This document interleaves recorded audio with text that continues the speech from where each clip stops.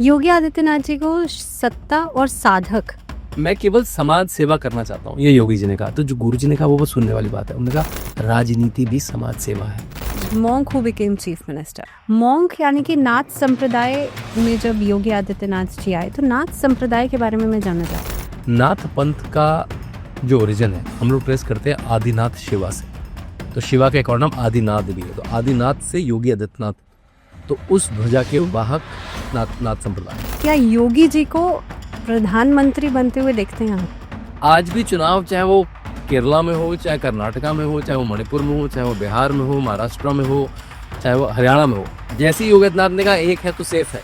योगी आदित्यनाथ जी को सत्ता और साधक ये कहा जा सकता है क्योंकि नाथ संप्रदाय से आते हैं।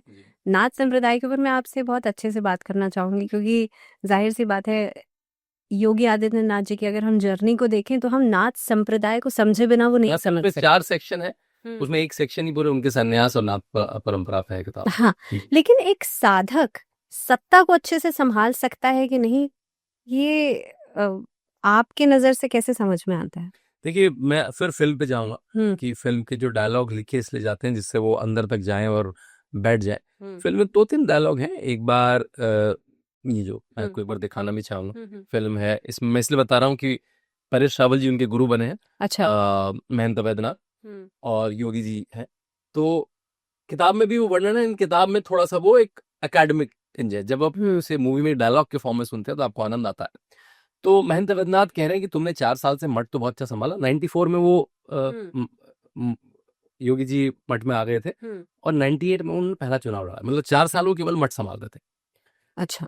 तब तक वो पॉलिटिशियन नहीं बने थे, केवल वो महंत इलेक्ट थे, है ना? ओके। तो उनके गुरु उनके पास आते हैं 98 के आसपास कि भाई तुमने 4 साल से मठ तो बहुत अच्छा संभाला है, मठ की जिम्मेदारी बहुत अच्छी संभाली, बहुत सब सुचारू हो गया, काम बढ़ गया मठ का। अब तुम मेरी राजनीतिक जिम्मेदारी भी ले लो जिससे मैं राम मंदिर की मुहिम में लग सकूं, क्योंकि राम मंदिर की मुहिम में महंत वैद्यनाथ एक बड़ा नाम थे। तो जो योगी आदित्यनाथ का जो स्टेटमेंट था वो राजनीति से बचना चाहते थे। वो कहते मैं जनता की सेवा करना चाहता हूँ लेकिन मैं राजनीति के दलदल में नहीं कूदना चाहता, क्योंकि उनका परसेप्शन राजनीति का जो उन्हें दिखता था एक सन्यासी की तरह था। तो मैं केवल समाज सेवा करना चाहता हूँ, ये योगी जी ने कहा। तो जो गुरु जी ने कहा वो बहुत सुनने वाली बात है। उन्होंने कहा राजनीति भी समाज सेवा है। वो तो कुछ लोगों ने उसे गंदा कर दिया है, लेकिन राजनीति एक बड़ा लीवर है। भाई आप एनजीओ के माध्यम से क्या करते हैं, थोड़ा सा काम करते हैं, पायलट करते हैं। आप सरकार में तो बहुत बड़ा काम कर सकते हैं। सबसे बड़ा चेंज कौन ला सकता है? कोई एक एनजीओ या कोई एक इनोवेटर कोई नहीं ला सकता, क्योंकि उसके पास उतना ही साधन है, उतनी ही उसकी सीमा है। लेकिन उत्तर प्रदेश का मुख्यमंत्री जो 24 करोड़ लोगों का ध्यान रखता है, उनका सेवक है। जैसे मैंने कहा, केवल 5 विश्व की जनसंख्याएं हैं, only 5 countries in the world have more population than Uttar Pradesh. मतलब आप इतनी बड़ी पॉपुलेशन को जब गवर्न कर रहे हैं तब उससे ज्यादा तो आप प्रभाव कभी ला ही नहीं सकते। तो ये जो डायलॉग है पहला, जो मैंने कहा कि भाई राजनीति भी मानव सेवा है, जन सेवा है, एक है। दूसरा, 2017 की चुनाव की तैयारी चल रही है, चुनावी माहौल, मैं मूवी से सीन बता रहा हूँ, और उनकी टीम उनसे बात कर रही है कि आप क्या करना चाहिए, पार्टी का जीतना मुश्किल लग रहा है, अभी भी नोटबंदी हुई है, लोग परेशान है उससे। आपको याद हो 2016 के अंत में नोटबंदी हुई थी, और नोटबंदी के बाद पहला बड़ा चुनाव उत्तर प्रदेश का चुनाव। तो योगी आदित्यनाथ कहते हैं उद्देश्य की प्राप्ति के लिए पहली चीज है सत्ता। सत्ता पद और जीत के लिए नहीं कि मुझे मुख्यमंत्री बनना है, मुझे जीतना है। सत्ता उद्देश्य की प्राप्ति के लिए। अगर आपको अपना उद्देश्य की प्राप्ति करनी है, अगर आपको लगता है कि राम मंदिर बनना चाहिए, अगर आपको लगता है माफिया खात्मा होना चाहिए, अगर आपको लगता है राशन, सुविधा, मकान, शौचालय मिलने चाहिए, तो आप बाहर से तो चिल्ला ही सकते हो ना, केवल आप विरोध ही कर सकते हो। अगर वो करना है तो आपको सत्ता में जाना पड़ेगा। तो राजनीति मानव सेवा है, और मानव सेवा करने के लिए आपको सत्ता में जाना ही पड़ेगा। यही उनके उत्तर होंगे। तो मेरे ख्याल से मूवी के डायलॉग से समझ में आ गया होगा आपको कि एक सन्यासी जब सत्ता पे जाता है तो सेल्फलेस हो के जाता है, उसके आगे पीछे कुछ नहीं। आपने देखा है योगी आदित्यनाथ के माँ बाप के चेहरे भी नहीं याद है हमें। आपको राहुल गांधी के जीजा जी का चेहरा पता है, लेकिन आपको क्या योगी आदित्यनाथ के किसी भी भाई का चेहरा पता है क्या? नहीं पता होगा आपको। कभी किसी मीडिया में देख लिया होगा, नहीं पता होगा। एक सूबेदार है, एक स्कूल में है, एक बहन कहीं शादी होके गुड़गांव में कहीं रहती है, एक बहन चाय बेचती है और नीलकंठ के रास्ते में फूल आदि बेचती है। कभी कोई मीडिया में आ गया तो आगे। आपकी बुक में भी लिखा है monk to chief minister, the monk who became chief. हाँ, monk who became chief minister. अब ये जो जर्नी है, यहाँ जाहिर सी बात है शुरुआत से शुरुआत करनी पड़ेगी। मॉन्क यानी कि नाथ संप्रदाय में जब योगी आदित्यनाथ जी आए तो नाथ संप्रदाय के बारे में मैं जानना चाहती हूँ कि क्या है ये संप्रदाय, बहुत ही मिस्टीरियस सा संप्रदाय लगता है। और मैंने ये भी सुना है कि इस संप्रदाय से जुड़े लोग जो है वो कहीं ना कहीं पे तंत्र को बहुत ज्यादा तो साधते हैं, साधना उस तरह की करते हैं। जी, जो मेरे इस किताब के 4 सेक्शन है, एक उनका बचपन, एक उनकी कॉलेज की लाइफ, एक उनकी सांसदी, ये उनका, और एक उनका सन्यास का काल, कि उन्होंने सन्यास क्यों लिया, सन्यास क्या है, नाथ पंथ, मठ क्या क्या करता है, तो मैं उस पर बात करना चाहूंगा। नाथ पंथ का जो ओरिजिन है हम लोग ट्रेस करते हैं आदिनाथ शिवा से। तो शिवा का एक और नाम आदिनाथ भी है, तो आदिनाथ से योगी आदित्यनाथ, तो उस ध्वजा के वाहक नाथ संप्रदाय है। उसको जो जो एक संप्रदाय का रूप दिया वो गुरु गोरक्षनाथ ने दिया। फिर गुरु मत्स्येन नाथ आए, इनके ही दादा गुरु दिग्विजय नाथ, गुरु महंत अवैधनाथ, योगी आदित्यनाथ। नाथ संप्रदाय एक बड़ा ही, जैसे आपने कहा तंत्र की पूजा है, वहाँ धूनी की पूजा होती है जो अखंड समय से चल रही है। उसमें भी योग प्राणायाम ध्यान साधना है। उसमें हठ का बहुत महत्व है। अच्छा।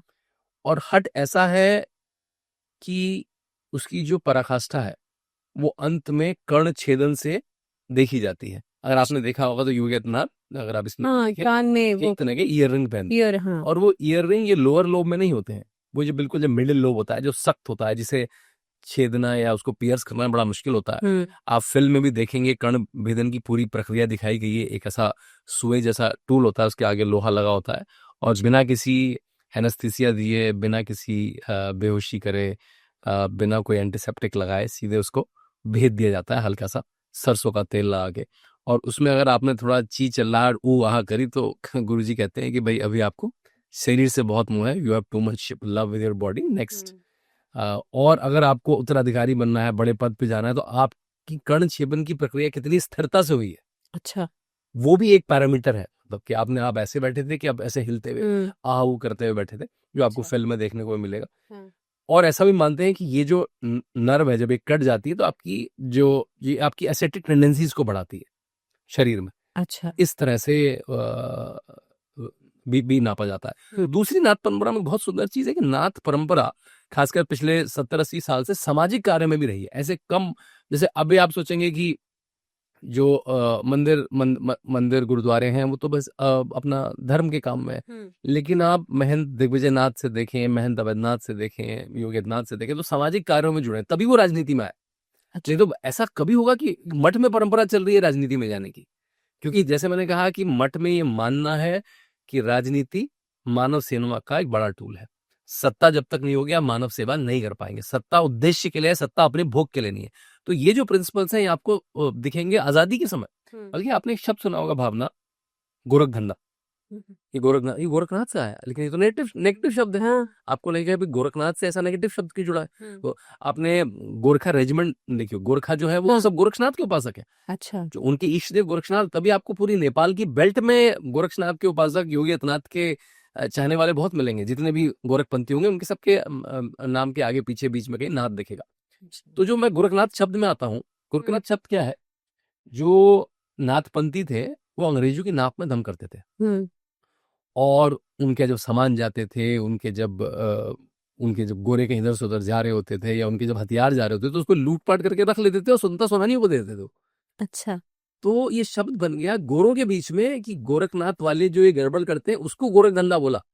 तो मैं आपके पॉडकास्ट के माध्यम से मानूंगा कभी भी शब्द का इस्तेमाल नेगेटिव के, गोरख धंधा मतलब भारत के राष्ट्र के फेवर में, गोरों के अगेंस्ट, ब्रिटिश के अगेंस्ट, ब्रिटिश कॉलोनी के अगेंस्ट में जो नाथपंथी एक्शन लेते थे उसको गोरों ने कहा गोरख धंधा। अच्छा। और गोरख धंधा बाद में नेगेटिव शब्द बन गया और वो आ गया।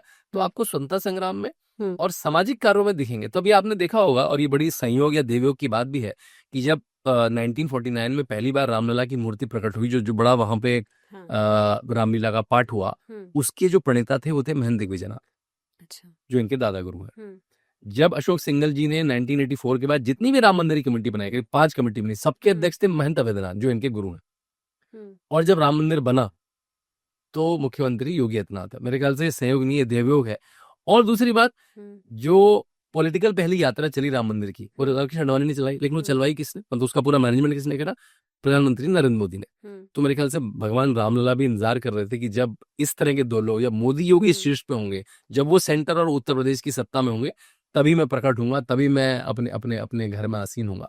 मेरे ख्याल से ये भी ऐसा संयोग दे भी होगे जी। मोदी जी के रहते हुए हम हिंदू राष्ट्र की बात करते हैं। आज की डेट में तो राम मंदिर का इतना बड़ा वो हमें दिखा, लेकिन ऐसे में क्या योगी जी को प्रधानमंत्री बनते हुए देखते हैं आप? देखिए, पहले हिंदू राष्ट्र पे बात करते हैं। बड़ा लोडेड टर्म है कि क्या मतलब है हिंदू राष्ट्र का, और मैं भी उसे ठीक से समझता पता नहीं, लेकिन जितनी मेरी समझ आज तक बनी है, मुझे लगता है भारत हिंदू राष्ट्र है। कैसे है?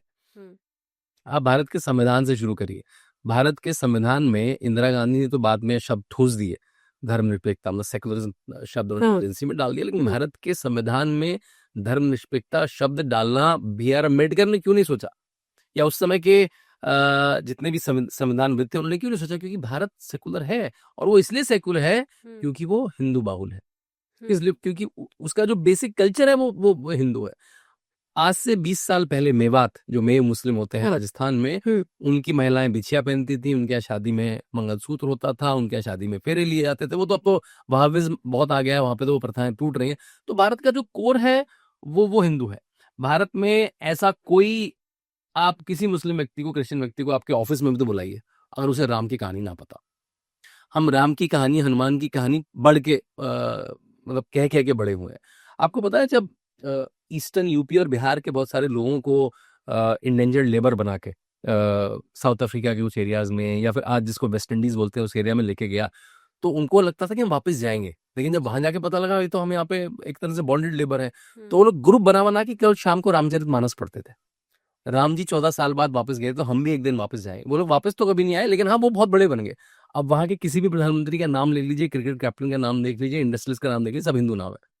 हाँ, क्योंकि वो सब भारत से गए हैं, और आज भी वो अपना हिंदू धर्म मान रहे हैं। तो मेरे ख्याल से ये जो तत्व है, यही हिंदू राष्ट्र है, और वो भारत में है पहले से। अब आती है प्रधानमंत्री बनने की बात। ये बड़ा, मुझे लगता है, चटपटा सा क्वेश्चन है हम लोगों को, जिसे हम कहते हैं ना क्रिस्टल गेजिंग, फ्यूचर में देखने का बड़ा मन करता है, कल क्या होगा, परसों क्या होगा।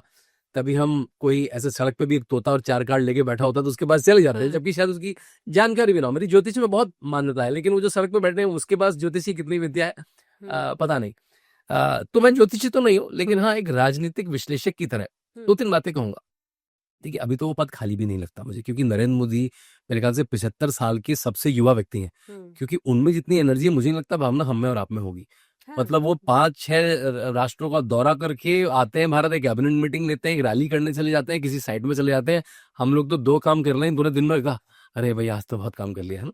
तो जिस तरह से वो व्यक्ति 24/7 लगा है, उनकी मेंटल अलर्टनेस, मैंने कभी, आपने उनको किसी रैली में बैठे देखा है जब उनका भाषण नहीं होता? कभी आपने उनको खुजली मचाते, पानी पीते, ऐसे ऐसे परेशान होते देखा? बिल्कुल ऐसे स्थिर बैठे रहते हैं। उनको थोड़ा बहुत बात करते हैं, मतलब उनकी वो स्थिरता, वो योगी की स्थिरता है। मैं तो नरेंद्र मोदी को योगी मानता हूँ। बस उन्होंने वस्त्र धारण नहीं करे, उन्होंने फॉर्मल रूप से संन्यास लिया, लेकिन योगी एक शुचिता का जीवन है, योगी एक तरह का डिसिप्लिन है, एक तरह का खान पान, एक तरह का बिहेवियर, एक तरह की वाणी है। वो सब एट्रीब्यूट नरेंद्र मोदी में बिल्कुल पूरे के पूरे हैं। बल्कि हमारे यहाँ तो जोक चलाता है, जब योगी आदित्यनाथ मुख्यमंत्री में, पहले कौन उठता है, मोदी जी पहले उठते हैं कि योगी जी पहले उठते हैं? तो पता लगा दोनों 3:45 पे उठते, दोनों 3:45 उठ जाते हैं। मतलब कहने की बात है कि दोनों एक बड़ा डिसिप्लिन और बड़ा अनुशासित जीवन जीते हैं। नरेंद्र मोदी ने एक चीज अच्छी करी है, जब भी पोस्ट मोदी एरा आएगा, कभी तो आएगा पोस्ट मोदी एरा, भाई मानव शरीर है, कभी तो जाएगा, कभी शिथिल होगा, कभी अलर्टनेस खत्म होगा। जब भी पोस्ट मोदी एरा आएगा, तब के लिए उन्होंने बैटरी ऑफ लीडर्स तैयार कर दी है। मतलब एक बड़ी बड़ी लाइन कतार, उसमें अमित भाई शाह भी हैं, जिसमें योगी आदित्यनाथ भी हैं, उसमें देवेंद्र फडणवीस हैं, उसमें हेमंत बिस्वा है, उसमें स्मृति ईरानी, उसमें साउथ से भी हैं, उसमें अन्नामलाई है, उसमें तेजस्वी सूर्या, एक बड़ी लाइन, और सबकी 10-10 साल उम्र, जैसे कि एक पूरी चेन तैयार कर दी हो। लेकिन एक बात है, आपको पूरे भारत में वोट लेने के लिए, एक होता है कि चुनाव का प्रबंधन, एक होता है वोट लेने की क्षमता। तो वोट लेने की क्षमता मुझे लगता है योगी आदित्यनाथ में है, क्योंकि आज भी चुनाव, चाहे वो केरला में हो, चाहे कर्नाटका में हो, चाहे वो मणिपुर में हो, चाहे वो बिहार में हो, महाराष्ट्र में हो, चाहे वो हरियाणा में हो, जैसे ही योगी आदित्यनाथ ने कहा एक है तो सेफ है, एक है तो नेक है, कटोगे तो बटोगे, वो नारा बन गया, चुनावी नारा बन गया, वो पोस्टर बन गए, वो टी शर्टें बन गई, वो एक वो बाइकों के पीछे स्टिकर छपने लगे, कटोगे तो बटोगे। उस तरह का भारत के अभी तक के 70 साल के इतिहास में उस तरह की अगर फैन फॉलोइंग रही है, तो ये तो जवाहरलाल नेहरू की रही है। वो तब जब कोई अपोजिशन नहीं था, फिर इंदिरा गांधी की रही, फिर अटल बिहारी वाजपेयी की रही, फिर नरेंद्र मोदी की रही, अब योगी आदित्यनाथ की दिखती है। तो उस छवि से आपका है कि वो मुझे लगता है कि बड़ा रोल तो भारतीय राजनीति में ले रही है। एक माइंडसेट ये भी है कि कुछ सालों तक बीजेपी आती है, फिर कांग्रेस आ जाती है, और कहीं ना कहीं पे हर पार्टी हिंदू मुस्लिम तो करती ही है। ऐसे में अभी राजनाथ सिंह जी ने एक बयान दिया कि जवाहरलाल नेहरू जो थे वो बाबरी मस्जिद को बनवाना चाहते थे सरकार के पैसे से, और कांग्रेस ने उस पर अपोज किया। तो ये फिर हिंदू मुस्लिम का गेम नहीं चल रहा है। देखिए, पहले तो आपने कहा कि कांग्रेस आती है जाती है, तो कांग्रेस तो अब जाती जाती है, आदमी तो मुझे ये दिखती गई, क्योंकि पिछले उस पे एक अलग से सवाल रहेगा। पिछले 11 साल से तो वो नहीं है, और वो पूरे देश पे राज करा करते थे आज से 30 साल पहले। अब केवल 3 राज्यों में उनकी सरकार है, कर्नाटका में, हिमाचल में और तेलंगाना में। और कर्नाटका में भी कौन मुख्यमंत्री बनेगा उस पर विवाद है। क्या आगे आगे आ सकती है कि नहीं, ये आप तो देखिए, कुछ भी पॉसिबिलिटी तो कुछ भी है, लेकिन मैं कह रहा हूँ कि ऐसा लगता नहीं ना कि कौन क्या आगे आएगा। लेकिन जो आपने सवाल पूछा वो बड़ा इंपॉर्टेंट है। राजनाथ सिंह ने कहा कि जवाहरलाल नेहरू सरकारी पैसे से बाबरी मस्जिद बनवाना चाहते थे, उसकी मरम्मत करना चाहते थे। बाबरी का ढांचा था, और हमने कोर्ट केस में पाया भी कि बाबरी का ढांचा अबेंडन्ड ढांचा था। अबेंडन्ड मतलब वहां पे कोई नमाज नहीं पढ़ी जाती थी, वहां पे कुछ होता नहीं था। तो इसलिए जब वो कोर्ट में केस हुआ, इसीलिए हिंदू पक्ष जीत गया, क्योंकि वो छोड़ी हुई मस्जिद थी, वो बना के बस हिंदुओं को चिढ़ाने के लिए। वहां तो जब बाबर ने बनाई तो मुस्लिम पॉपुलेशन नहीं थी। वो तो चाहता था कि पानीपत में, संभल में, अयोध्या में ऐसी ऐसी जगह जहां हिंदुओं के लिए बहुत इंपॉर्टेंट है, वहां जाकर उनको चढ़ाऊं, उनको तोड़ूं, और उनके एक तरह से मस्तिष्क पे कुठाराघात करूं, उनकी आत्मा को तोड़ दूं कि मैंने तुम्हारा राम का मंदिर तोड़ दिया, अब तुम क्या करोगे। और उसमें मस्जिद में कभी पूजा नहीं हुई, कोई उसमें मतलब पूजा नहीं, हमारे जायज निकलता है, उसमें कभी नमाज नहीं हुई। वो कभी प्रैक्टिसिंग मस्जिद नहीं थी, वो एक स्ट्रक्चर बन के छूट गया। और यही कोर्ट केस में जीत का कारण बना कि लॉन्गेस्ट पोजीशन किसके पास था, मुस्लिम साइड के पास पोजीशन था या हिंदू साइड के पास पोजीशन था।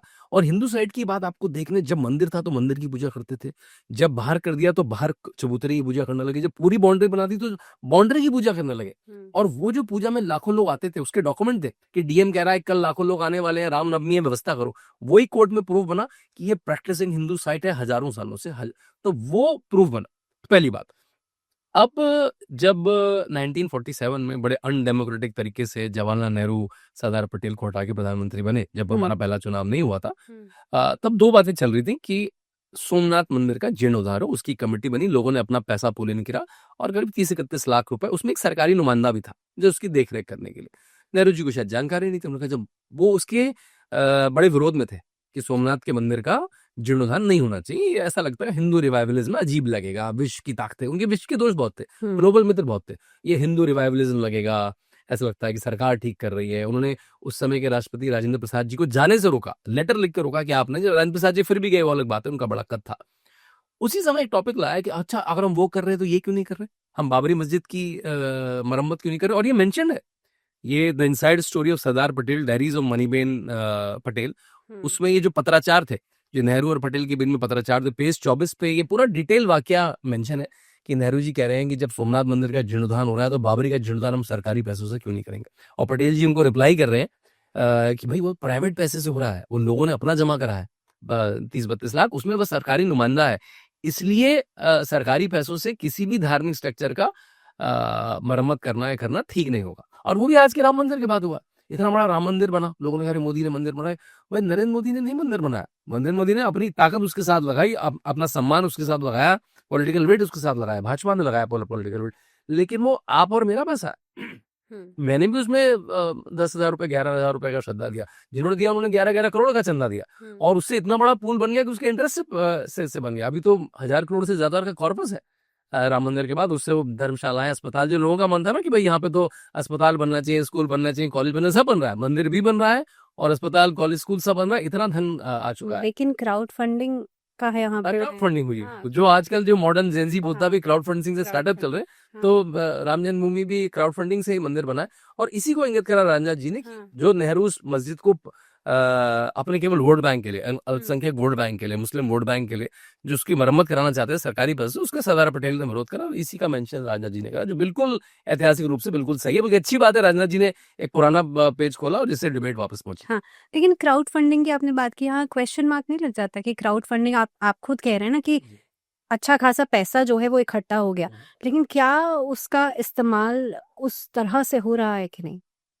अगर आप राम मंदिर गई हैं तो इतना नॉर्थ के तो हर मंदिर को तोड़ दिया गया। आपने अगर आप किताबें पढ़ी हुई सीताराम गोयल की Hindu temples what happened to them part 1 part 2, आपको पता है औरंगजेब का क्या फरमान था? औरंगजेब का फरमान था, अभी फ्रांसिस गोती ने उनके सारे फरमानों को इंग्लिश में ट्रांसलेट किया है, अरबी फारसी उर्दू फरमानों को।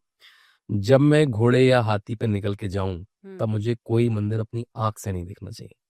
घोड़े हाथी की कितनी हाइट होती है, अगर आप घोड़े हाथी पे बैठेंगे तो आप एक फ्लोर तक भी नहीं पहुंचेंगे।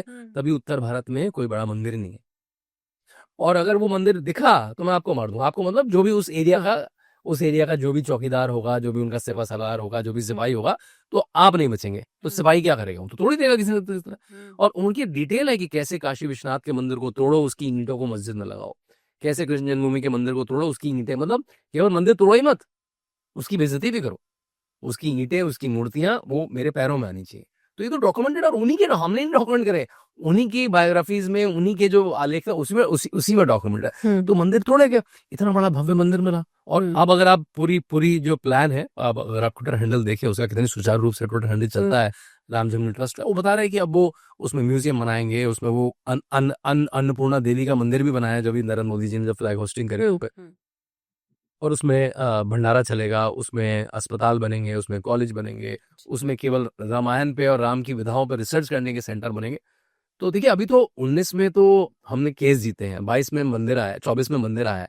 500 सालों की इतनी बड़ी लड़ाई को मेरे ख्याल से हम लोग एक बहुत लकी जनरेशन है कि हम उसको देख पा रहे हैं।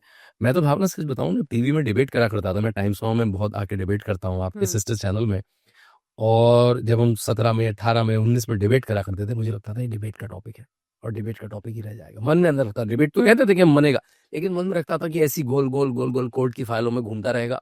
ये डिबेट का टॉपिक है, पीएचडी का टॉपिक है, इस पे मूवी बन जाएगी, इस पे कुछ वेब सीरीज बन जाएगी, इस पे किताब लिख जाएगी, लेकिन क्या मंदिर बन पाएगा? क्या हम अपनी आंखों से देख पाएंगे?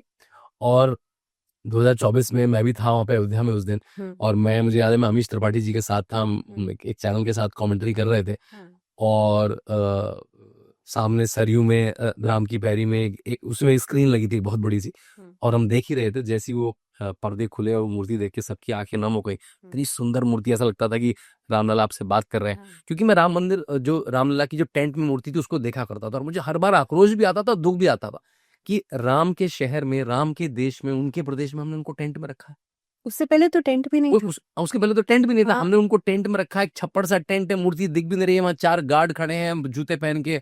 मतलब ये तो हमारे ऊपर एक राष्ट्रीय कलंक था, जो कलंक मिटा, और इतनी भव्य मूर्ति, इतना भव्य मंदिर, प्रधानमंत्री, आरएसएस संचालक, मुख्यमंत्री, गवर्नर वहां पे इतनी भव्यता से उसे करे, तो एक गर्व जैसा आया। और उसी समय एक हेलीकॉप्टर उड़ा, और हेलीकॉप्टर पूरे अयोध्या में हर जगह पुष्प की वर्षा कर रहा था, और सरयू मेरे बगल में, सरयू के बगल में सेट लगा था चैनल का, पूरी सरयू में से लाल लाल लाल लाल एक लाल हो गई। तो मुझे एक तरह से एक जुक्सटापोजिशन आया, कंपैरिजन आया कि 1990 में भी सरयू लाल हुई थी, लेकिन तब राम भक्तों के खून से लाल हुई थी, जो मुलायम सिंह यादव ने गोलियां चलाई थी। सरयू फिर लाल हुई, लेकिन इस समय राम भक्तों पर फेंके गए पुष्पों से लाल हुई। तो ये जो बदलाव है, यही मेरे ख्याल से रामराज है जी। ये जो एक इमोशनल साइड है, क्योंकि रामलला का मंदिर बना, क्या यही एक मोटिवेशन था आपने रामायण के ऊपर बुक लिखी? देखिए, ये तो बिल्कुल था, क्योंकि आप जिस टाइम्स में रहते हैं उससे मोटिवेटेड रहते हैं, आप जिस एरा में रहते हैं उससे मोटिवेटेड रहते हैं। ये 2 किताबें हैं मेरी किताबें तो रामायण पे और भी हैं, लेकिन ये वेस्को के लिए है। ये पेरेंटिंग में किताब है, Ramayan for family and life. ये एंटरप्रेन्योर्स के लिए, रामायण फॉर एवरी एंटरप्रेन्योर। ये पेंगुइन से आई है किताब, ये पेंगुइन की सीरीज है। अगली किताब मेरा लिखने का मन है, रामायण फॉर पॉलिटिशियंस। मन ये था कि जो मैंने अपने बच्चों को, मेरे बच्चे हैं 2, अभिराम और नक्षत्रा, 12 साल का अभिराम है, 6 साल की, 7 साल की नक्षत्रा, दोनों होम स्कूल है, वो स्कूल नहीं जाते हैं आज तक, दोनों स्कूल नहीं गए। अच्छा। फॉर्मल स्कूल नहीं जाते हैं, उस पर कभी अलग से चर्चा करेंगे। क्योंकि स्कूल में मुझे लगता है बड़ी एक सेट सी एजुकेशन है, और बड़ी सेकुलर सी एजुकेशन है। रामायण महाभारत को एक अलग कैटेगरी में डाल दिया था। मुझे लगता है कि इस तरह की जो व्यवहारिक, जो नेचुरल एजुकेशन है, उसमें ज़्यादा फुल है। तो जब मैंने उनको रामायण महाभारत गीता पढ़ाना शुरू करा, तो मुझे लगा कि यार वो लोग जो पढ़ रहे हैं, देख रहे हैं, जो उनका स्पाइडरमैन है जो टीवी में देखे, वो तो बड़ा रोचक है, और उसको मैं उनकी तरह से प्रस्तुत करूं क्या? लेकिन मुझे उसकी पूरी जानकारी होगी। तो मैंने ट्रेडिशनल स्कॉलर से और मॉडर्न स्कॉलर से सबसे रामायण खुद पढ़नी शुरू करी, खुद ट्यूटर्स ली। और उसी समय मैं योगी आदित्यनाथ, ये सब कनेक्टेड है, मैं उसी समय योगी आदित्यनाथ की बायोग्राफी लिख रहा था। अच्छा। तो अगर आप लोगों को गोरखपुर की ज्योग्राफी पता हो तो आपको लखनऊ से 4 घंटे पूरब की तरफ जाएंगे तो गोरखपुर आता है और उसके बीचों बीच अयोध्या है। और मैं आपको आपके चैनल पे कन्फेस कर रहा हूँ, मुझे ये ढंग से पता नहीं था अयोध्या है कहाँ, मतलब मोटा मोटा पता था उस तरफ को है, लेकिन कि लखनऊ से 2 घंटे की यात्रा में पूरब में अयोध्या, क्योंकि कोई अयोध्या जाता ही नहीं था। कौन जाता था 2017 से पहले, 2019 से पहले या मंदिर बनने से पहले कौन अयोध्या जाता था? बिल्कुल चुरंदा, जो बिल्कुल ऐसे लोग थे, आसपास के लोग जाते थे, एक सैलानी टूरिस्ट आदमी नहीं जाता था वहां पे भी। तो जब मैं हाईवे से निकलने लगा तो मैंने देखा कि बहुत सारे मंदिर दिख रहे हैं आपको। अयोध्या में 8,000 मंदिर ऐसा माना जाता है। तो जैसे आप हाईवे से दिखेंगे और अयोध्या आपको लेफ्ट में दिखेगी, सरयू दिखेंगी, बड़ा सरयू का बैंक बहुत बड़ा है। तो ये क्या नदी है? मैंने पूछा ड्राइवर से, सरयू जी है। वहाँ पे सरयू जी बोलते हैं, अयोध्या जी बोलते हैं, कोई अयोध्या सरयू नहीं बोलेगा, सरयू जी है, अयोध्या जी। आपको इतना सुंदर लगेगा, एक तो पूरब की बाटा वैसी इतनी मीठी होती है, सरयू जी है भाई भैया, ये अयोध्या जी है। तो अयोध्या जी देखिए, और मुझे पता लगा था ऋषिकेश उपाध्याय तभी मेयर बने थे अयोध्या के। योगी आदित्यनाथ ने अयोध्या को म्युनिसिपल कॉर्पोरेशन डिक्लेयर कर दिया, जिससे उसको फंड्स और ज्यादा मिल पाए, अयोध्या का और विकास हो पाए। तो मैंने कहा लौटते समय उनसे मिलूं, और मैं फिर वहां 2-3 दिन रुक गया।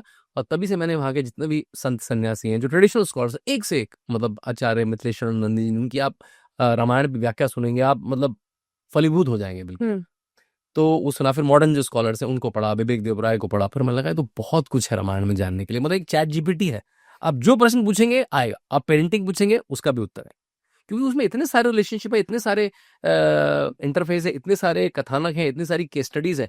जिस तरह से आप रामायण को पढ़ेंगे उसी तरह का उत्तर मिलेगा। तो मैंने जब उसे एज ए पेरेंट पढ़ा तो मुझे ये मिला कि Ramayan for family and life. जब मैंने एक लीडर की तरह, एक एंटरप्रेन्योर की तरह पढ़ा अपने मित्रों के साथ, मेरे बहुत सारे मित्र एंटरप्रेन्योर हैं, तो रामायण फॉर एंटरप्रेन्योर मिला। तो मैंने क्या करा, पूरी रामायण को 24-25 कथानकों में बांट दिया, लेकिन क्रोनोलॉजी के साथ ही, मतलब बालकांड से युद्धकांड तक अलग अलग छोटे छोटे सब स्टोरीज में बांट दिया, कहानी की क्रोनोलॉजी को तोड़े बिना। राम के जन्म से लेकर रावण के वध तक 25 कहानियों में बांट दिया। और 25 कहानियों से क्या लेसन मिलता है, एक केस स्टडी, उस केस स्टडी को अगर राम जी होते तो कैसे सॉल्व करते, अगर दशरथ जी होते, लक्ष्मण जी होते, जटायु होते, माता सीता होती, हनुमान जी होते, उस सिचुएशन में, जो आपकी सिचुएशन है, जो मेरी सिचुएशन है, जो एंटरप्रेन्योर की सिचुएशन है, जो पेरेंट की सिचुएशन है, वो कैसे सॉल्व करते, उसको मैंने लिखने की कोशिश करी। और पेंगुइन बड़ा पब्लिशर उन्होंने करी और बहुत चर्चित हो गई दोनों किताबें। हाँ, तो हाँ, प्रेरणा योगी आदित्यनाथ की जीवनी लिखते समय आई, राम मंदिर का जो माहौल था उससे आई, और लेकिन वो इस तरह में कोडिफाई हुई है। लेकिन शांतनु गुप्ता का स्पिरिचुअल जर्नी जी ये तो आपका मोटिवेशन था, लेकिन स्पिरिचुअल जर्नी कहाँ से शुरू होती है? जी, स्पिरिचुअल जर्नी शुरू हुई ऋषिकेश से। मैं लंबे समय ऋषिकेश पला बड़ा, तब तो वो उत्तर प्रदेश में आता था। मेरे पिताजी राकेश कुमार गुप्ता जी वहाँ IDPL एक ड्रग फैक्ट्री में काम करते थे, बहुत ही स्पिरिचुअल व्यक्ति थे। और मुझे याद है हर 15-20 दिन में संत को घर ले आते थे, और कई बार हमको घर में कंटाल सा भी आता था, यार ये संत आ गए। देखिए, आप एक 4-5 आप 4th क्लास के बच्चे हैं, आपको खेलना कूदना है, शोर मचाना है, अब संत आ गया, आपको डिसिप्लिन बिहेव करना पड़ेगा। लेकिन वो पता नहीं लगा, वो संत की बातें सुनते सुनते सुनते सुनते कब वो इतना गहरा प्रभाव आ गया। और उसी में से एक संत मेरे गुरु भी बन गए। अब वो अभी शरीर में है, उनकी आयु मेरे ख्याल से 85-90 के बीच में होगी, और वो क्रिया योग का साधक बन गया मैं, योगन परमहंस की जो परंपरा है। तो पिताजी ने वो जो मूल अंश दिया था स्पिरिचुअलिटी का, तो अभी मेरी क्रिया सुबह ही, मैं अपनी क्रिया, मेरी 40-50 मिनट की सुबह क्रिया होती है, उस समय मैं किसी का फोन आ जाए नहीं उठाता हूँ। वही समय जब मैं फोन बंद करके, नहीं तो हम लोग मीडिया से जुड़े लोग हैं, हर समय फोन पे रहना पड़ता है, वही समय है जो मैं फोन से दूर रहता हूँ। तो मेरी अपनी क्रिया योग की परंपरा 40-50 मिनट चलती है। हाँ, तो वहीं से मेरा ऋषिकेश में पले बड़े होने से पिताजी का जो अंश आया, और जो इतने संतों से मिलाते थे। मैं कितने आश्रमों में गया बचपन में, पिताजी लेके जाते थे, और मुझे याद है हम भंडारे में खाना बांटा करते थे। तब तो आनंद सा लगता था, तब वो लगता था कि तब उसमें कि ये एक हिंदू परंपरा है, स्पिरिचुअल है, बस आनंद आता था कि भाई हमारे पास ओनरशिप है, कि दही आपको बांटना है, आज दाल आपको बांटनी है, भाई चावल आज आपको बांटने हैं, मिठाई बांटने में बड़ा आनंद आता था कि एक मंथ में बांटी जाती है। पापड़ बांटने में लगता है कि पापड़ का वो जो होता है बर्तन हल्का होता है, उसे उठाना थोड़ा आसान होता है। तो बड़े समय तक आश्रमों में रहे तो वो मन में आ गया। और मैं 6-7 साल लंबे समय बाबा रामदेव के साथ रहा मैं। अच्छा, उनका सोशल मीडिया देखा, और अब 7-8 साल से योगी आदित्यनाथ के 3 किताबें डॉक्यूमेंट कर चुका हूँ। तो पिछला 10-15 साल एक्सेस से कहूँगा मैं संतों के सानिध्य में है मेरे।